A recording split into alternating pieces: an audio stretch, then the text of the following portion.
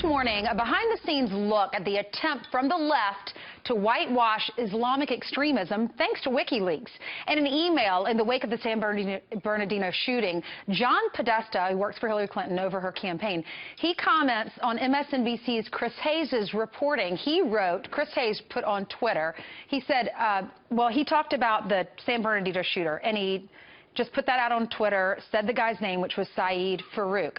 Then John Podesta, this was his response in an email to the Clinton campaign people, thanks to WikiLeaks. He said, better if the guy named Saeed Farouk was reporting that a guy named Christopher Hayes was the shooter. Wow.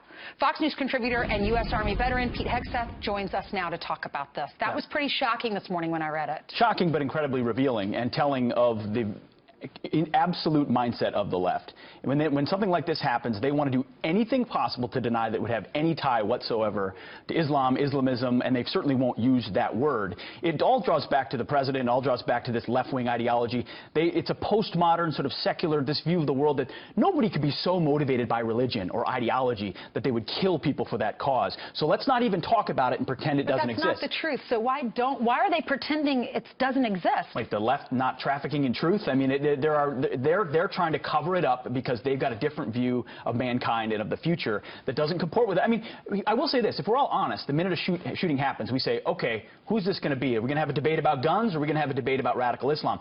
But you don't go on email and say, I wish it was this, I wish it was that. You never wish anything on anybody. This shows you they're more interested in the political agenda than the truth, and especially when it comes to radical Islam. Listen, it's not a religion of peace, it's not a religion of war, it's a religion of submission. If you've read the Quran, you understand that there are violent passages that motivate people just like there are peaceful passages that motivate people. They refuse to look at the facts and the reality of why these individuals are motivated.